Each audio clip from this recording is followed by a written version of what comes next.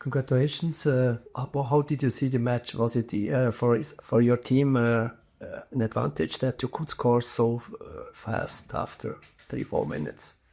Did it help it? Yeah, I think so. That is one thing we spoke about in the dressing room, was getting a fast start.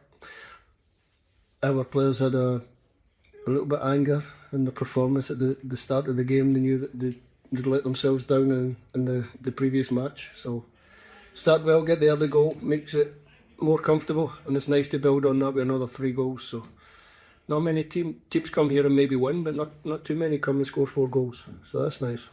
We found satisfying that the strikers with 2 goals, obviously that's been an issue for us for a long time. Yes, but the Williams is a striker scored, so I spoke to both of them before the game. I said there was if ever there was a game where they could both play up top, this was it. If ever there was a game they could maybe both get on the score sheet, which is great. Obviously, second half when I'm making the substitutions, I'm leaving Shea on because you got 2, and I think first hat-trick for a Scottish striker or a Scottish player since 2019, did you say? 2019, so it's nice for Shea. And it's nice for George to get off the mark international-wise. Was it always an intention if one of the strikers was on a couple of balls to you keep them on the pitch? It's something that you try to do in certain circumstances in certain games. So as one Shea, obviously you can only make 6 changes, so I've got to choose which one. George had the longer shift the other night, so it just made sense to leave Shea on. The fact they had 2 goals, and I knew he was desperate for the third. Thankfully it came. You can ask you about Lennon Miller, first start, obviously involved in a couple of the goals and 90 minutes as well, played well. How do you assess his performance? Yeah, really good. Him and Billy I thought were good in the midfield. It wasn't easy to pass the ball. The pitch was a bit sticky, but both of them were at it. Listen, we know what Lennon can do. We know he's a big prospect for us. It's nice to get these players on the pitch at an early age where you can start to give them international experience. So, yeah, nice. You had a handful of debutants, Steve, probably more than you've given in any single game up until now, because that kind of pleasing to boost the resources kind of thing. It was an opportunity tonight.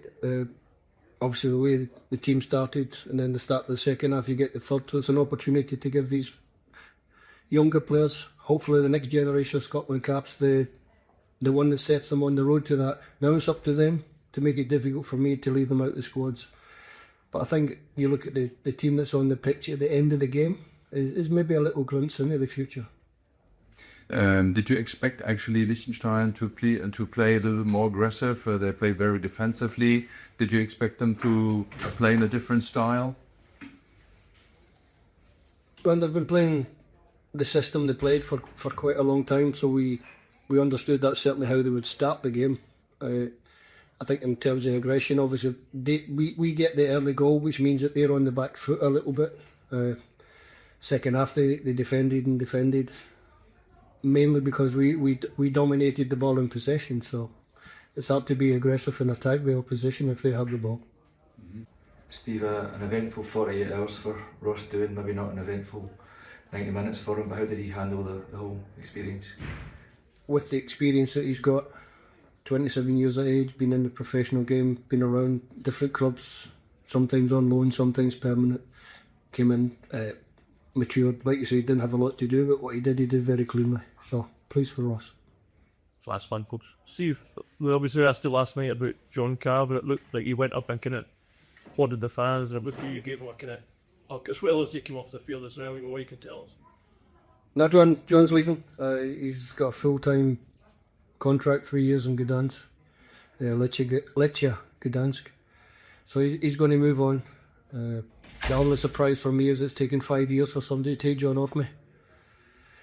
We came across each other way back in 1998 at Newcastle when I was a young coach and John was an even younger, slightly younger, but looking after the younger players at Newcastle. We always said that we'd try and work together. Took us a long time to get there, but we did.